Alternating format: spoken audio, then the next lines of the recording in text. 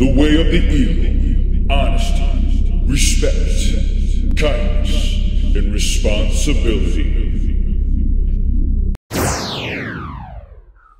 Hey y'all, welcome to my art classroom. Today's gonna be really simple. We're gonna be just going over expectations. Really, the biggest thing is being honest, respectful, responsible, and kind within my classroom. If you follow the ways of the eagle, everything's gonna be great and we're all gonna get along. One big happy family. Today we got a simple little plan going on. We're going to be going through classroom expectations, classroom procedures, and then you guys are going to be really truly become a part of my classroom by signing the agreement and posting the feather up on the student collage. Middle school art procedures and expectations. General. Students are permitted in the art studio after 7:30 a.m. Anytime a teacher is not in the art studio, students are to wait quietly in the hallway. Technically, my day doesn't start until 8:30 and my day ends at 1:41. So if you want to come into the art classroom before school or after school, you have to schedule time with me so that I know that you're coming and so that I'm aware that you're going to be there and so we can meet. Grading. Because everyone has different artistic abilities, you'll be graded on effort, following directions, behavior attitude, class participation, and cleanup. A percentage scale based on 100% will be used to determine a letter grade. Extra credit will be given to those whose assigned work is complete and who is not satisfied with the grade that they have. Assignments. You can expect studio projects, writing assignments on art-related topics, class presentations, critiques, and sketchbook homework drawings for your assignments. If you are absent, you are responsible for finding out what was presented in class when you were gone. So 2 people you can approach to find out what we did is me, myself, Mr. Esch, and maybe someone that's in class with you. Projects. If you use class time wisely, you should not have to take projects home to complete them. If necessary, we have a catch-up day for the people who have fallen behind. If you fall too far behind, you will have to complete your projects on your own time. Now, we only have a catch-up day when, let's say, a little more than half or half of the class is still behind and haven't gotten past work done. Now, if there's only 4 or 5 students that aren't ready to move on yet, a class as a whole, we've got to be moving on. And those students who are behind are going to have to put in a little extra time after school, during lunch, or at home on your own. Written assignments. In keeping with the school's goal of writing across the curriculum, you will occasionally have quick writes as you turn in most assignments. I will keep some of these writing assignments for our curricular coordinator to review. Now, after every assignment, you have a critique sheet that you have to do. For one, you have some matching that you have to do. You have a section where you grade yourself, and then you have a writing portion, the critique portion. You have to write about what you learned, how you improved as an artist, and if you did the assignment again, what would you do differently? This is extremely important. It is 20 points on every assignment. So if you forget to do that, that's an automatic minus 20. If you got 100%, that automatically drops your grade down to an 80, a B minus. So it's extremely important to remember this and to do this.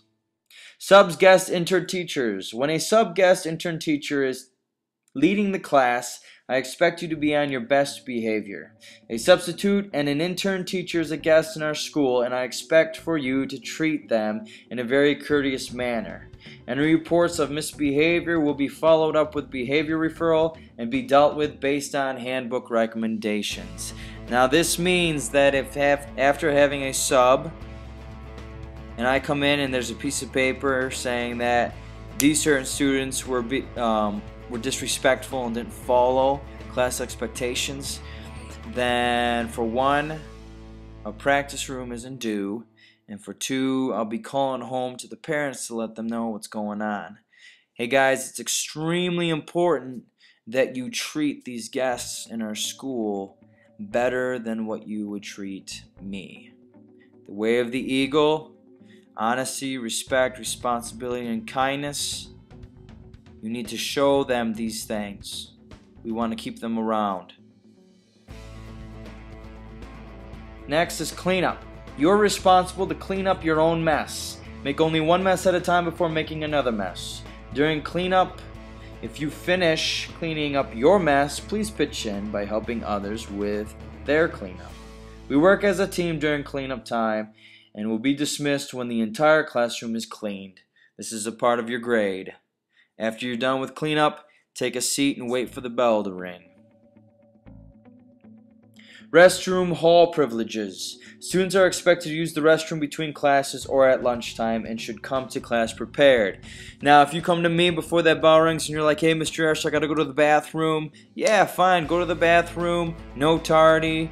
That is fine. You're being responsible. You're getting to me first. That's excellent. Now, if you're sitting in class up to 5 minutes and you let me know that you've got to go to the bathroom, You know, I do follow the passes. If you've got a pass for per marking period, I'll initial that and you can use that once in a great while in my classroom. But you need to learn how to be responsible.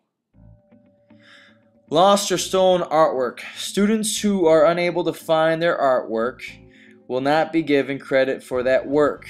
You are still responsible for that work. The student will have to complete the work on his or her own time, at lunch, or after school. I know it's a big bummer, and it really stinks when it happens, but you are still responsible. Now, I've had a ton of students that come up to me and like, Mr. Ash, man, oh my gosh, I've lost my work, and I can't find it. Now, I've had it probably 50 times so far this year, and 50 out of 50, I ended up finding it within 5 minutes after them saying that. So 50 out of 50 is a pretty good chance. So make sure you look for it. Make sure you check all the drawers. Make sure you check behind the drawers. Make sure you check your locker. And make sure you check home. Now, since we've worked through the procedures and expectations, what I'd like you to do is turn that piece of paper around and fill out all that information. Name, date of birth, your favorite color, favorite food, favorite subject in school, hobbies, sports, pets, what do you want to be when you grow up, goals for the school year, for the rest of the school year, things that people don't probably know about you. Now, I don't want to know that your darkest secrets. It would be funny to know that, like, one of the things that people don't usually know about me is I like to sing when I'm in my car or when I'm in the shower. You know what I'm saying? That's what I'm talking about. If you don't know something that people don't usually know about you, or if you're not willing to share, then hey, write that down. Just say you're not comfortable with it. And then at the bottom, please sign your name and date it, so that this is telling me that you understand the procedures and expectations of my classroom and you are going to follow them. That is the agreement. After you're done with that, now what I want you to do is the feather that you got. I want you to design that feather. I want your name. I don't care if it's your first name, your last name, first and last name. I don't care if it's a nickname. Whatever the case may be creative. I want you to design that feather because what I'm going to do is after you cut it out, I'm going to staple it on the collage of feathers. And so far, I have so many up there as of right now, and I can't wait to get yours up there too. So make sure that you color it and you cut it out and then hand it in.